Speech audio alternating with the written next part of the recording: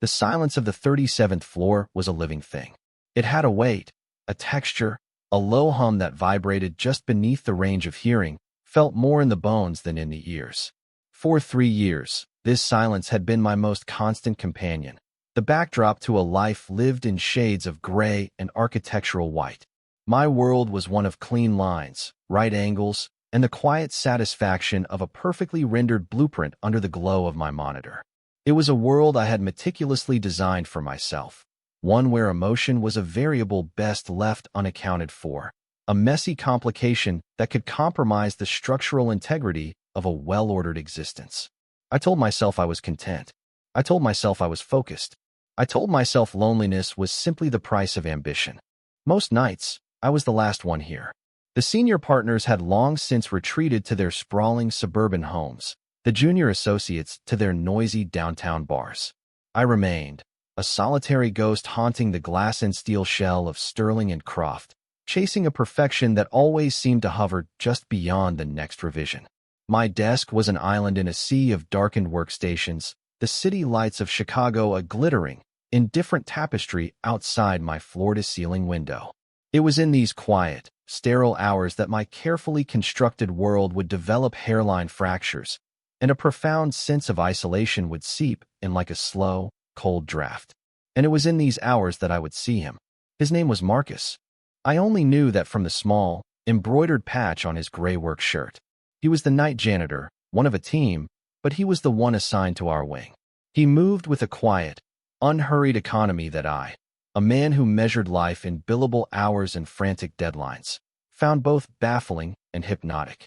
He was a creature of the building's hidden life, appearing after the frantic energy of the day had bled away, armed with a squeaking cart and an air of absolute calm. I never spoke to him, not really. A nod, maybe. A tight, reflexive smile if our paths crossed as I made a late-night trip to the kitchenette for another dose of bitter coffee.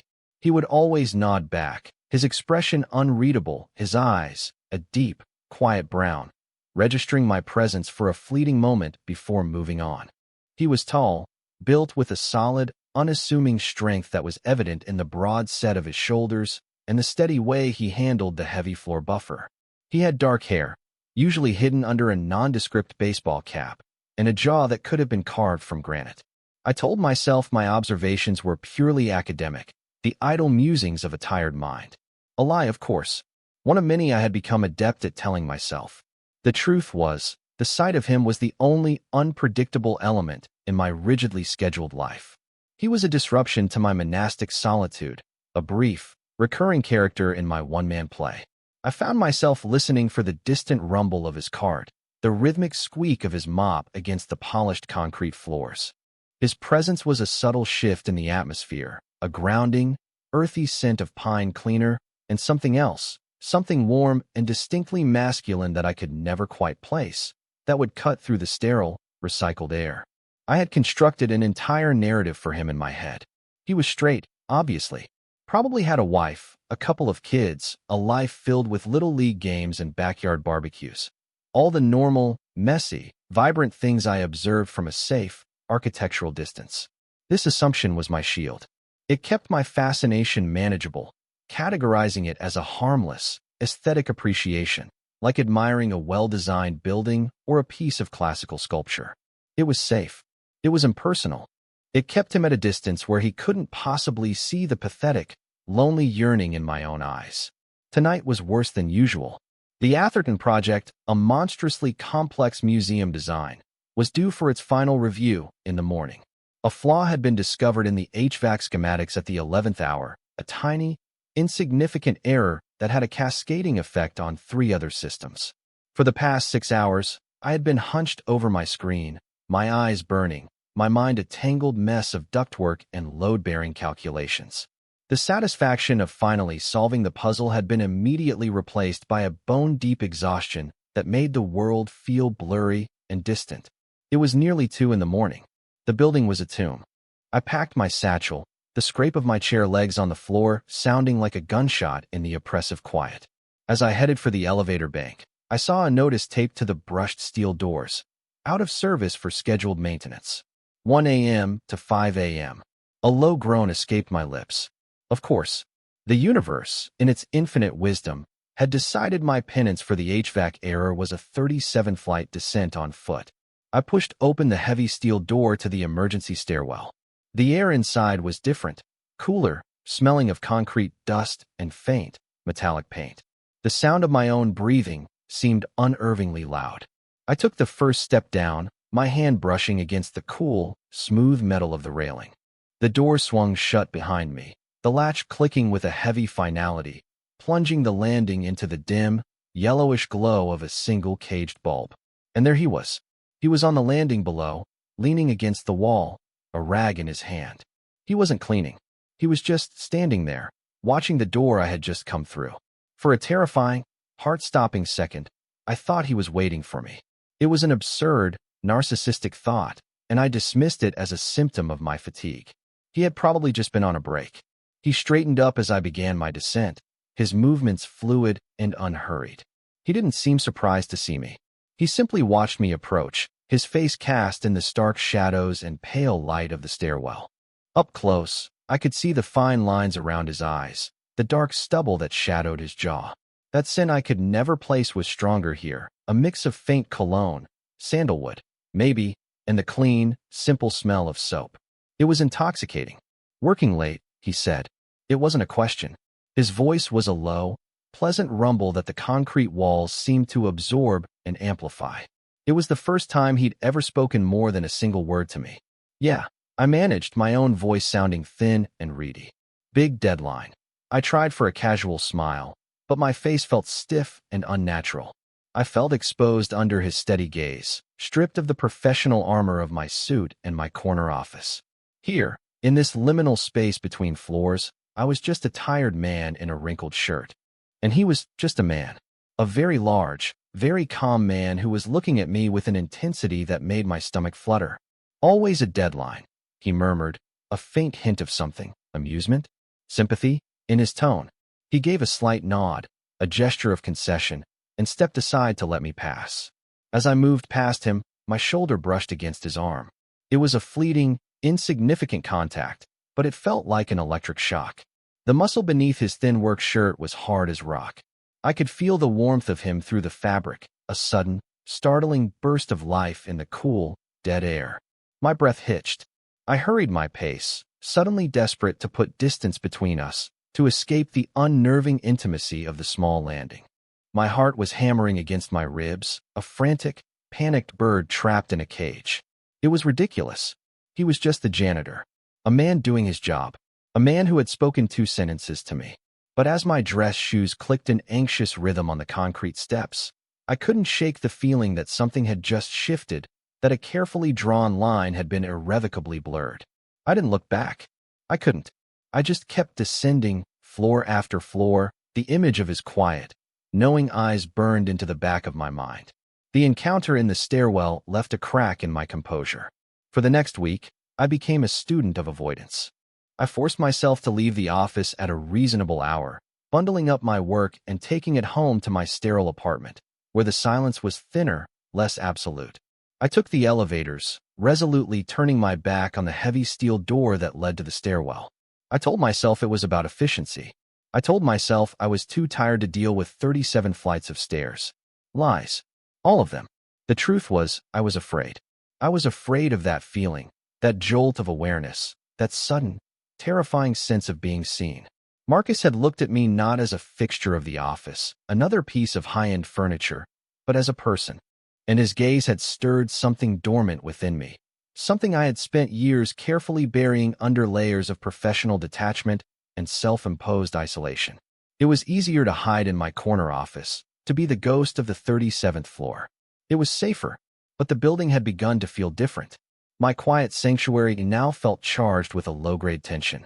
I found myself listening for his cart not with idle curiosity, but with a nervous, prickling anticipation. Every distant rumble, every faint squeak, sent a ripple through my concentration. I started charting his movements in my head, a subconscious map of his nightly routine. The East Wing conference rooms around 9.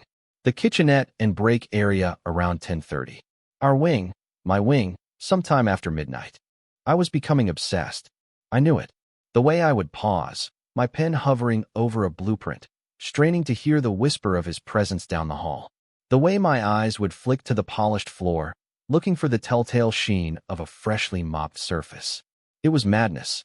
I was a senior architect at one of Chicago's top firms, and I was spending my evenings tracking the janitor like a lovesick teenager.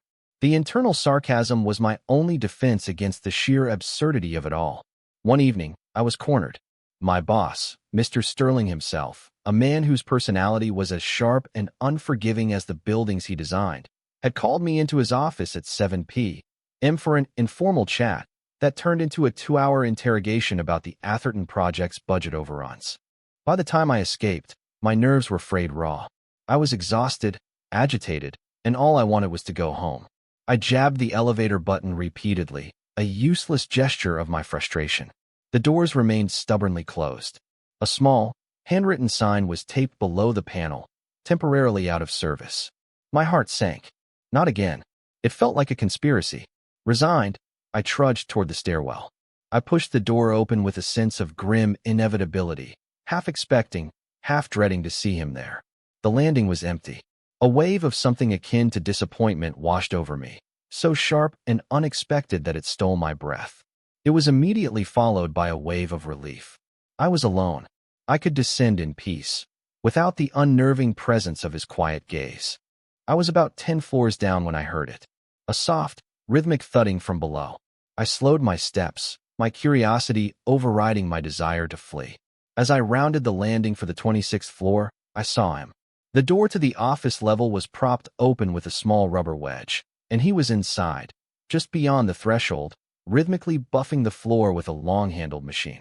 He was wearing headphones, the thin white cord snaking down into his pocket. He hadn't heard me. For a long moment, I just stood there, hidden in the relative darkness of the stairwell, and watched him. It felt illicit, like spying, but I couldn't make myself move. He moved with the machine in a slow, hypnotic dance. Back and forth, his body swaying with the rhythm, his shoulders and back muscles moving fluidly under his gray shirt.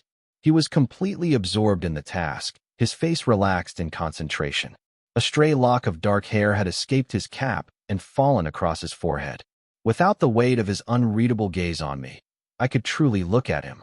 I could see the way his worn jeans fit snugly over his powerful thighs, the strength in his forearms as he guided the heavy machine. He wasn't just a janitor. He was a man, a physical presence of startling grace and power. My analysis began, unbidden and relentless.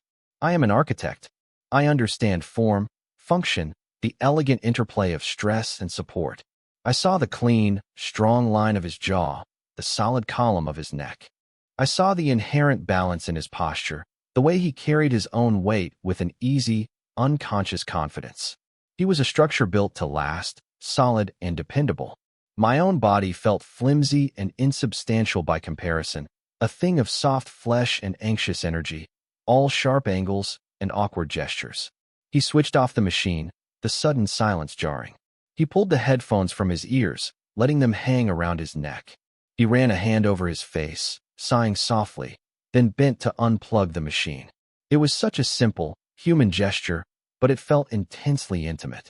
I saw a flicker of weariness in his eyes, a momentary slump in his shoulders before he straightened them again.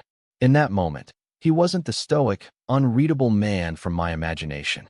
He was just a guy, tired at the end of a long shift. My heart ached with a strange, unfamiliar pang of empathy. Before I could retreat back up the stairs, he turned. His eyes met mine across the 20 feet that separated us. There was no surprise in his expression. It was as if he had known I was there all along. He didn't smile, but the corner of his mouth ticked up slightly. He lifted his chin in a silent greeting. My face flushed hot with embarrassment. I had been caught staring. I gave a frantic, jerky nod in return and practically fled down the stairs, my cheeks burning. I didn't stop until I burst out into the cool night air of the lobby, my heart racing, the image of his calm, knowing face seared into my brain. The internal monologue was screaming. He saw you. He knows you were watching him. He probably thinks you're some kind of creep. The next day, I found a reason to stay late again. I told myself it was work. Another lie. The encounters, if they could even be called that, began to accumulate, each one a tiny, charged moment that I would replay and analyze for hours. One night, I was in the kitchenette, rinsing out my coffee mug, when he came in to empty the trash. The space was small, a narrow galley designed for efficiency, not comfort. We were forced into close proximity. He moved around me with that same quiet grace, his presence filling the small room. I was intensely aware of him, of the heat radiating from his body, of the faint scent of sandalwood and clean sweat. He didn't speak, and neither did I. The silence was thick with unspoken things. As he reached past me to grab the recycling bin under the counter, the back of his hand brushed against mine. It was nothing. An accident. A meaningless collision of two people in a confined space. But it felt like everything. His skin was warm and slightly calloused. The touch lasted for less than a second, but a tremor went through my entire body. I froze, my hand still under the running water, my knuckles white as I gripped the ceramic mug. I risked a glance at him. He was focused on his task, his expression neutral, but I saw it. A subtle tightening of his jaw. A flicker in his dark eyes before he looked away. Or did I imagine it?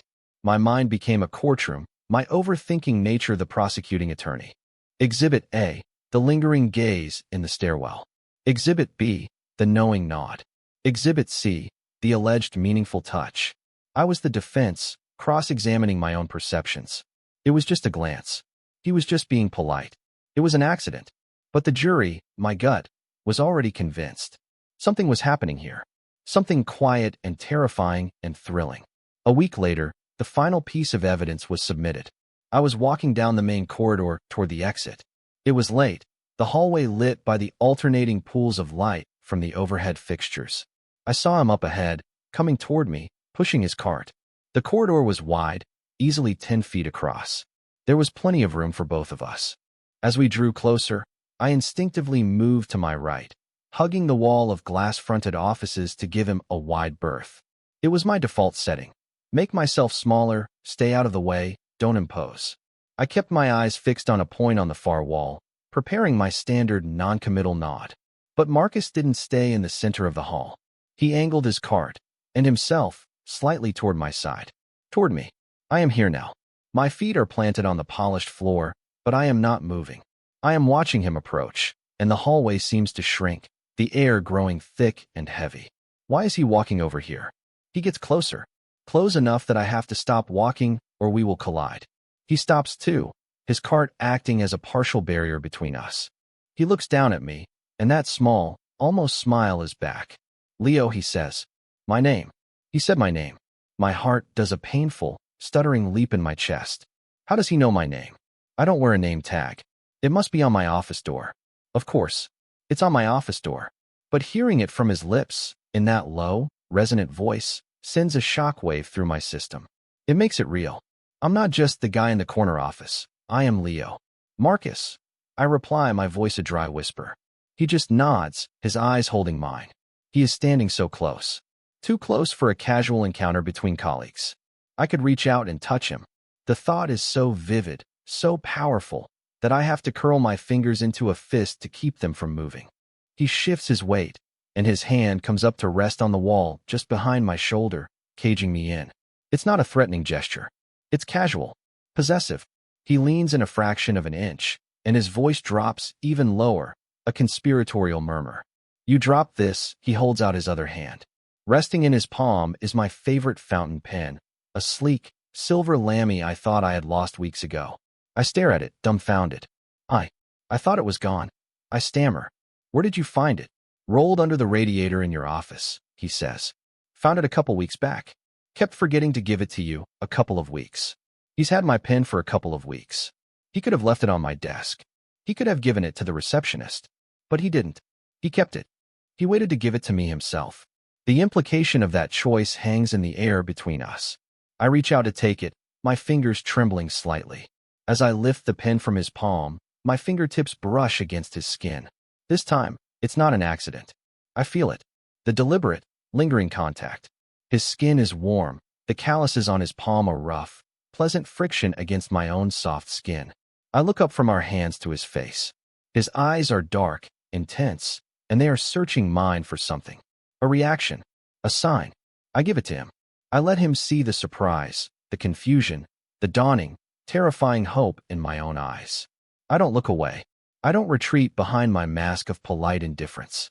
For a single, breathless moment, we just stand there, connected by a silver pin and an impossibly charged silence. Then he pulls his hand back, and the spell is broken. He gives me one last, lingering look before nodding and pushing his cart down the empty hallway. I stand frozen, the cool metal of the pen a solid, real weight in my hand, my entire body buzzing with a strange, vibrant energy. That night, I didn't go home. I went back to my desk, but I didn't work. I just sat in the dark, staring out at the city lights, the pen clutched in my hand. The shield was gone. The carefully constructed narrative of the straight, married janitor lay in ruins around me. And in its place was a question, terrifying and thrilling in its simplicity. What happens next?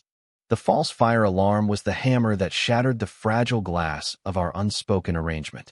It happened on a Tuesday, just after 11. I was deep in the zone, sketching out a new facade concept. The only sounds the scratch of my pencil and the low hum of my computer. The first blast of the alarm was so loud, so violently intrusive, that I physically jumped in my chair, a splash of black ink blooming across the vellum. Then came the strobing lights and the automated, disembodied voice telling us to evacuate immediately. My first reaction was annoyance. My second was a jolt of pure, animal fear.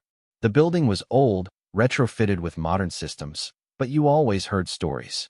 My mind, a traitorous architect of worst-case scenarios, instantly conjured images of smoke-filled corridors and structural collapse. I grabbed my keys and wallet, my movements jerky and uncoordinated. The 37th floor was mostly empty at this hour, but a few other workaholics emerged from their offices, their faces pale and anxious in the flashing emergency lights. We all moved toward the stairwell, a small, silent herd of frightened accountants and lawyers. The stairwell was chaotic. It was usually a place of silence and solitude, but now it was filled with the echoing sounds of hurried footsteps and nervous chatter from the floors above.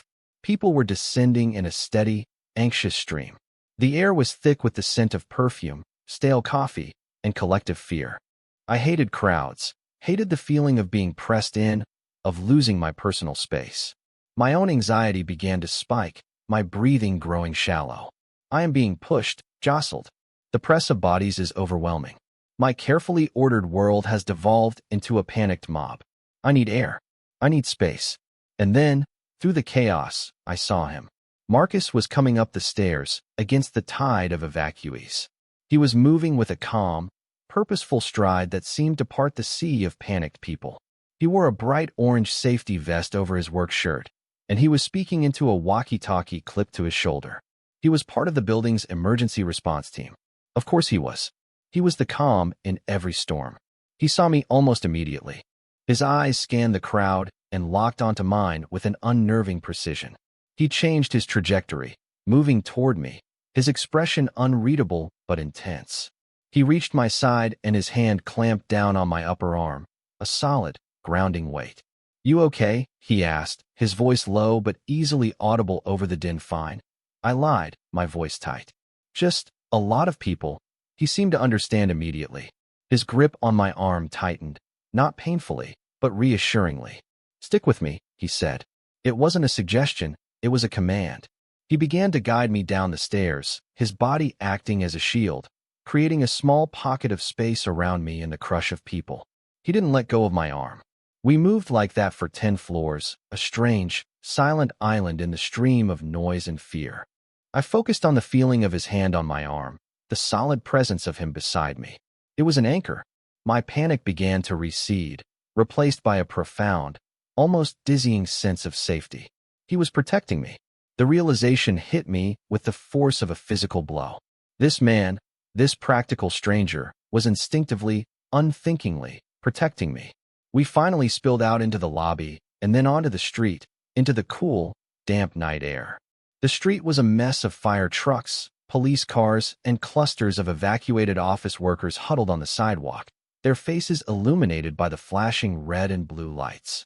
The alarm was still blaring, a shrill, incessant scream. Marcus led me away from the main crowd, toward a quieter spot near the corner. He finally let go of my arm, but he stayed close, his shoulder almost touching mine. The absence of his touch was a sudden, jarring loss. "It's a false alarm," he said, his eyes scanning the building. "Someone pulled the manual alarm on the 15th floor. A prank, probably." He sounded disgusted. "Oh," I said, feeling a bit foolish for my earlier panic. "Good." We stood in silence for a moment, watching the controlled chaos of the emergency cruise. The noise and the flashing lights felt a world away. Here, in our small space, the world had shrunk to just the two of us. He turned to look at me then, his face serious in the intermittent glow of the emergency lights. "You're always here so late," he said, his voice softer now. "You ever get tired of staring at blueprints?" The question was so simple, so unexpectedly personal, that it caught me completely off guard. He had noticed. He had noticed the hours, the solitude, the sheer, relentless dedication of my existence. It was one thing to know he'd seen me. It was another to know he'd been observing me, thinking about me. Sometimes, I admitted, my voice barely a whisper. I looked down at my shoes, unable to meet the intensity of his gaze. "It's what I do, doesn't leave much time for anything else, I bet," he murmured. There was no judgment in his tone, only a quiet, empathetic observation. But his words landed like stones, each one hitting a tender, bruised part of my soul. He was right. My life was a blueprint, precise, detailed, and utterly two-dimensional. There was no room for color, for spontaneity, for another person. "I used to work construction," he said, surprising me again. He was looking up at the skyscraper we had just fled, a strange expression on his face. "Before this, I helped build a couple of these towers." He pointed vaguely down the street. "I know about long hours. About being married to the job." I stared at him. Marcus, the janitor, had built skyscrapers. The revelation was both shocking and, in a strange way, perfectly fitting. It explained the quiet competence, the physical confidence, the way he seemed to understand the building's bones, its very soul. "Why'd you stop?" I asked, my curiosity overriding my usual reserve. He was quiet for a long time. I thought he wasn't going to answer. When he finally spoke, his voice was low and rough with an emotion I couldn't name. "Got tired of seeing guys get hurt," he said simply. "Got tired of the noise. Wanted something quiet." He looked at me. Guess I got it. In that moment, under the flashing emergency lights, surrounded by the noise of the city, I saw him. Not the janitor, not the stoic protector, but Marcus. A man who had traded the sky for the quiet corridors of the night. A man who understood sacrifice and the search for peace. He had shared a piece of himself, a small but significant vulnerability. And in doing so, he had invited me to do the same. The all clear was given a few minutes later. We were allowed back inside. The slow, awkward migration back up the elevators began. We ended up in the same elevator car, pressed close together with a dozen other people. We didn't speak. We didn't need to. He stood behind me, and though we weren't touching, I could feel the heat of his body, a silent, reassuring presence at my back. When the elevator stopped at my floor, I turned to get off. Our eyes met for a fraction of a second over the heads of the other passengers. He gave me a small, almost imperceptible nod. It was a confirmation, a promise. Something had been forged between us tonight, in the chaos of the stairwell and the quiet vulnerability of the street corner. The question was no longer if something was going to happen. It was when. The following week was a study in unbearable tension. Every night, I stayed late, my work a flimsy pretext for the real reason I remained. I was waiting. We both were. We were circling each other in the vast, silent spaces of the office building, two celestial bodies caught in a slowly decaying orbit, destined to collide. Our interactions remained brief, fragmented, but they were now freighted with a new, explicit meaning. A shared glance across a long corridor held an entire conversation. A quiet "good night, Leo" from him would echo in my head for hours. I took to the stairs exclusively, my heart pounding with a mixture of dread and anticipation each time I pushed open the heavy steel door. Sometimes he was there, cleaning a landing, and we would exchange a quiet nod. Sometimes he wasn't, and the disappointment would be a sharp, physical ache. He was testing me. I understood that now. He was letting me set the pace, letting me decide how close I was willing to get. His actions were invitations, not demands. The pen, the hand on my arm during the alarm. Each one was a question, and my continued presence, My deliberate choice to enter his space in the stairwell was my answer. Tonight, I was the last one. I knew it for a fact. I had done a slow, deliberate walk around the entire floor. Every office was dark, every desk clear. Only my workstation cast a lonely pool of light in the oppressive darkness. The Atherton project was finally, mercifully, finished. I had emailed the final files an hour ago. There was no reason for me to be here. Except for him. My body felt like a live wire, humming with a nervous energy that made it impossible to sit still.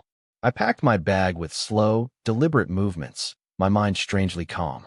The overthinking, the anxious internal debate had ceased. There was only a profound sense of inevitability. Tonight was the night. The orbit had decayed. I walked to the stairwell, my footsteps unervingly loud on the polished floor. My hand hovered over the push bar on the door for a long moment. This is it. This is the point of no return. I can still turn around, take the elevator, go home to my empty apartment and my empty life. I can pretend none of this ever happened. I can keep lying to myself. I pushed the door open and stepped inside. He was there. He was on the landing just below mine, leaning back against the cool concrete wall, his arms crossed over his chest. He wasn't cleaning. He wasn't on a break. He was waiting. His cleaning cart was nowhere in sight. He was just there, in his simple gray work shirt and worn jeans, watching the door, waiting for me. The door swung shut behind me. The latch engaged with a heavy, resonant thump click that seemed to seal us in, cutting us off from the rest of the world. In the dim, yellow light, he looked like a statue, solid and immovable. I didn't move. I just stood on the top step of the landing, my hand still resting on the cool metal railing, my briefcase a dead weight in my other hand. I could hear my own heart, a frantic, desperate drumming against my ribs. I could hear the soft whisper of my own breathing. He was perfectly still, perfectly silent. He just watched me, his dark eyes intense, unblinking. The silence stretched, thick and alive. It was a physical presence in the narrow space, a pressure against my eardrums. He wasn't going to speak first. I knew that. This was my move. This was the final step I had to take myself. I started down the stairs, one slow, deliberate step at a time. My dress shoes made small, sharp sounds on the concrete. With every step, the space between us shrank. With every step, the intensity of his gaze grew. He didn't move a muscle as I approached. He just watched me, his expression a mask of calm control, but I could see the subtle flare of his nostrils as he breathed, the tight line of his jaw. He wasn't as unaffected as he appeared. I stopped on the last step, so we were almost at eye level.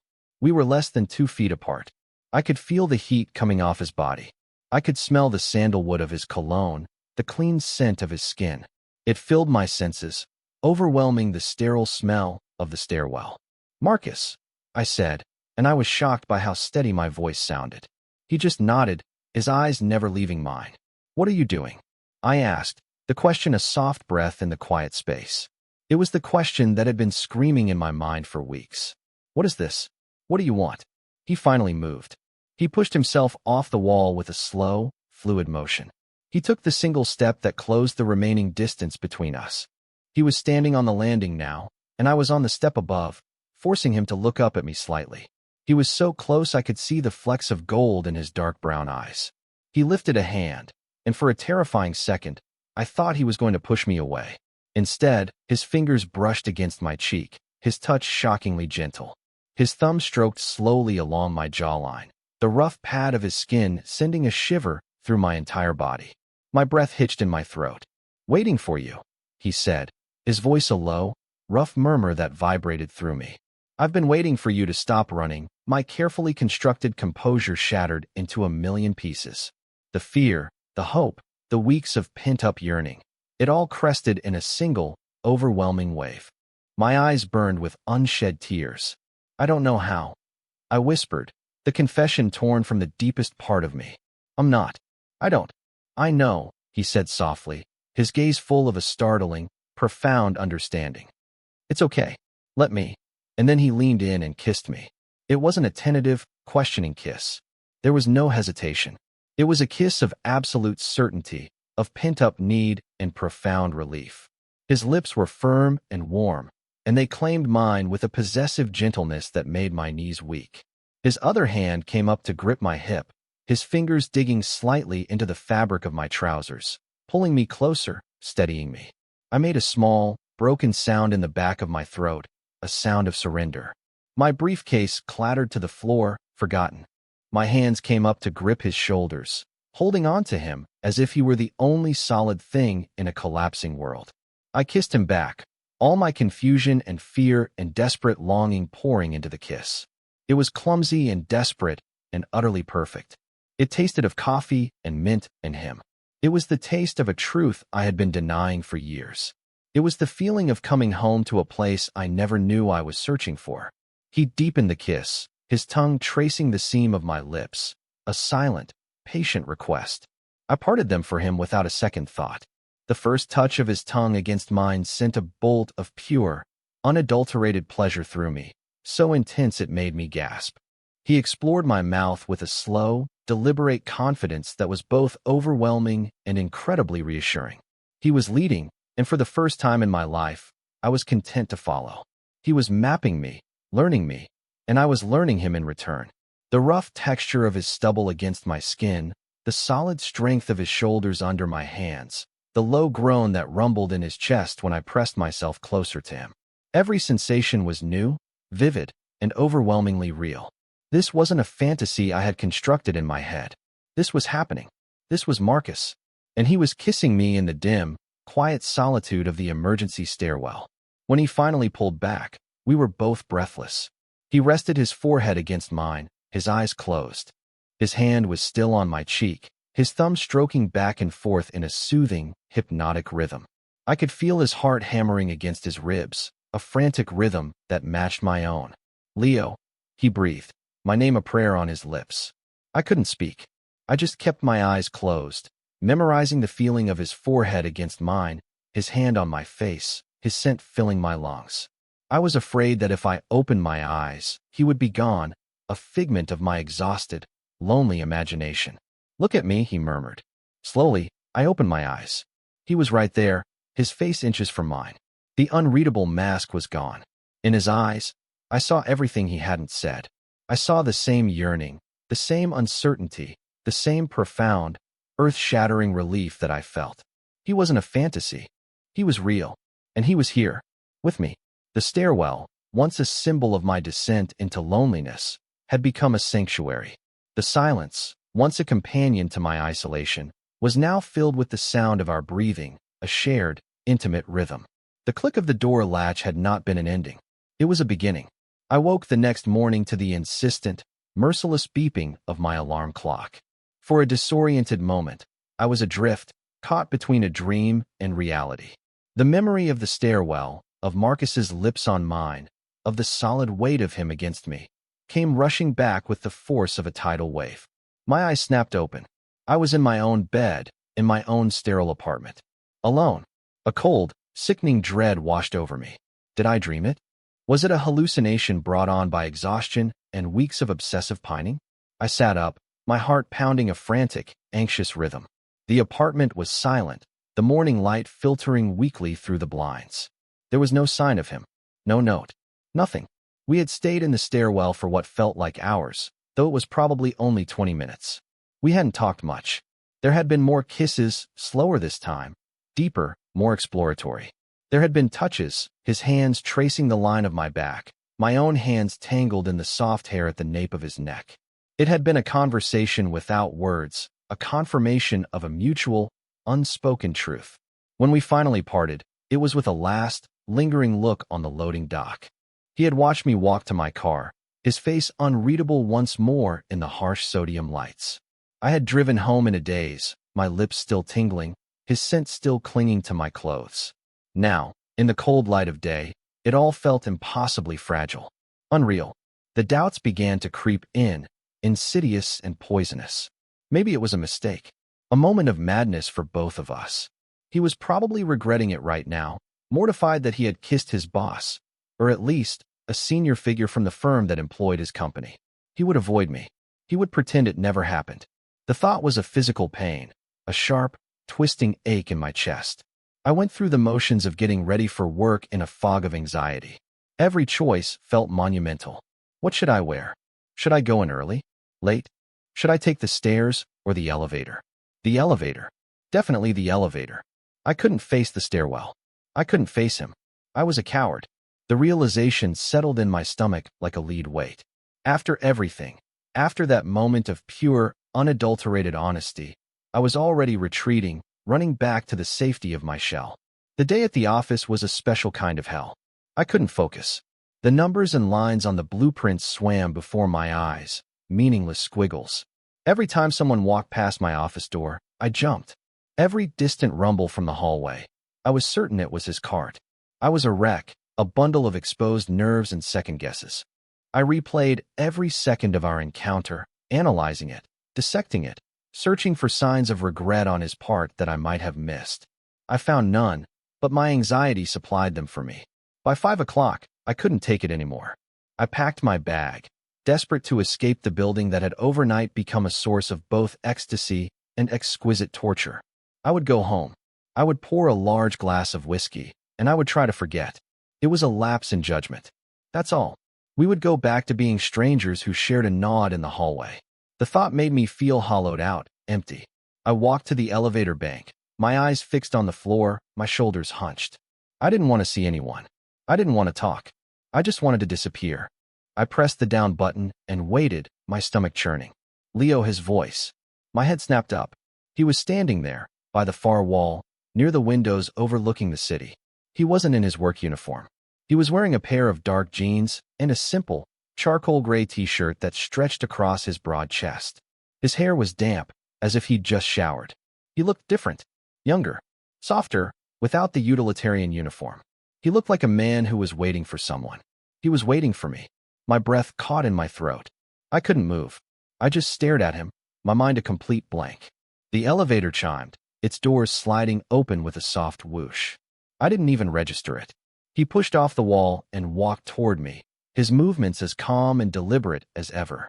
He stopped a few feet away, a safe, public distance. In his hand, he was holding a paper cup from the coffee shop in the lobby. He held it out to me. "Thought you might need this," he said, his voice quiet, for my ears only. I looked from the coffee cup to his face. His expression was steady, his dark eyes searching mine. There was no regret there, no embarrassment. There was just a quiet, patient question. He was offering me more than coffee. He was offering me a reassurance, a confirmation that last night was real and that it wasn't a mistake. This was my test, my moment of choice. I could ignore the coffee, step into the waiting elevator, and let the doors close between us forever. Or I could take it. I could accept what he was offering. I could choose to stop running. My hand was trembling as I reached out and took the cup. Our fingers brushed, and the familiar jolt went through me, warm and grounding. The cardboard was warm against my cold skin. "Thank you," I whispered, my voice thick. A slow smile spread across his face. It was the first real, genuine smile I had ever seen from him, and it transformed his entire face, crinkling the corners of his eyes. It was breathtaking. "Walk with me?" he asked. I nodded, unable to find my voice. The elevator door slid shut. We had missed it. I didn't care. We didn't take the elevator. We walked to the stairwell. He pushed the door open and held it for me, his eyes twinkling as if sharing a private joke. My heart did a little flip. This time, walking into the stairwell didn't feel like a descent. It felt like coming home. We walked down the 37 flights of stairs, the coffee cup warm in my hands. We didn't talk much at first. We just existed in the quiet, shared space, the rhythmic sound of our footsteps a comfortable percussion. The silence wasn't tense or awkward anymore. It was peaceful, companionable. Around the 10th floor, he finally spoke. "I wasn't sure you'd be here," he said, not looking at me, his voice echoing slightly in the concrete enclosure. "I almost wasn't," I confessed, the honesty surprisingly easy. I thought you'd regret it." He stopped walking and turned to face me. He reached out and gently took the coffee from my hands, placing it on the step beside us. Then he took my now empty hands in his. His palms were warm and calloused, and they enveloped mine completely. "Leo," he said, his voice serious. "The only thing I regret is that I waited so long. I've been watching you for months. Watching you work yourself into the ground. Watching you walk around this building like a ghost. I didn't know how to reach you." My heart ached with the beauty and the sadness of his words. He had seen me. All this time, While I was watching him, he had been watching me right back. We were two lonely men, haunting the same spaces, each too afraid to bridge the gap. "The pen," I said, a sudden realization dawning. "You kept my pen, I kept the pen," he confirmed, a soft smile playing on his lips. "Figured it was a good excuse to finally talk to you." Took me 2 weeks to work up the nerve. The great, stoic, confident Marcus had been nervous. The thought was so endearing, so human, that I felt a laugh bubble up from my chest. It was a real, genuine laugh, and the sound of it surprised me. I couldn't remember the last time I had laughed like that. He smiled back, his thumbs stroking the backs of my hands. "There you are," he murmured, as if he'd been waiting to hear that sound. We stood there for a long time, on the landing of the 10th floor, just holding hands and looking at each other. All the anxiety, all the fear and doubt that had plagued me for years, began to melt away under the warmth of his gaze. I felt seen. I felt known. I felt safe. We started walking again, our hands still linked between us. It felt natural. Right.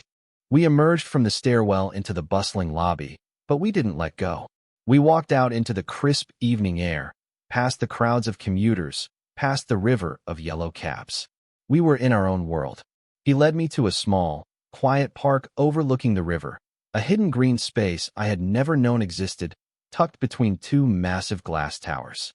We sat on a bench as the sun began to set, painting the sky in fiery shades of orange and pink. We talked. We really talked, for the first time. I told him about the pressures of my job, about my love for the purity of design, about the loneliness that had been my constant shadow. He told me about his life in construction, about the camaraderie and the danger. He told me about his small apartment on the north side, about his love for old movies and quiet nights. There were no grand declarations, no dramatic confessions of undying love. It was simpler than that. It was two people, finally taking the time to see each other, to learn the lines and angles of each other's lives. It was the slow, careful work of building a foundation. As darkness fell and the city lights began to glitter across the water, a comfortable silence fell between us. I leaned my head on his shoulder, the rough fabric of his t-shirt soft against my cheek. He wrapped his arm around me, pulling me close. It was a simple gesture, but it felt like the most profound statement in the world. I thought about my life up to this point, a life of careful plans and rigid structures. I had designed everything, controlled everything, and in the process, I had built myself a beautiful, empty cage. Marcus was the opposite. He was a man who moved with the world, not against it. He didn't force things. He waited. He observed. And when the moment was right, he acted with a quiet, devastating certainty. He hadn't broken down the door to my cage. He had simply stood outside and waited for me to realize it had been unlocked the whole time. A week later, I was leaving the office at 6 p.m. and it was still light out. The change was so profound it was almost disorienting. I no longer felt the need to hide in the late hours, to bury myself in my work. The silence of the office no longer felt like a companion. It felt like an absence. Marcus was waiting for me by the elevators, just as he had been every night that week. He was in his street clothes, a bag slung over his shoulder. He smiled when he saw me, that slow, easy smile that still made my stomach do a little flip. "Ready?" he asked. "Ready," I confirmed. We walked out of the building together, side by side. We didn't hold hands, not yet. We were still learning the rhythm of being us in the daylight world. But as we walked toward the train station, his shoulder brushed against mine, a small, deliberate point of contact. We were going to his apartment to watch an old black-and-white movie he'd been telling me about. He was going to make us dinner. It was simple. It was domestic. It was everything I never knew I wanted. As we stood on the crowded platform, waiting for the train, I looked at him. He was watching the tracks, his profile strong and calm against the chaotic backdrop of the station. And I felt a sense of peace settle over me, so deep and profound it felt like it was rearranging my bones. The constant, low-grade anxiety that had been the soundtrack to my life for as long as I could remember was gone. In its place was a quiet hum of contentment. The world was still a place of sharp angles and hard lines. The city was still loud and indifferent. But I wasn't a ghost in it anymore. I was no longer just an observer, watching life from a 37th floor window. I was here, on the ground, a part of the vibrant, messy, beautiful chaos. And I wasn't alone. The train rattled into the station, its doors hissing open. He turned to me and held out his hand. I took it without hesitation. His grip was warm and strong and sure. It felt like an anchor. It felt like coming home.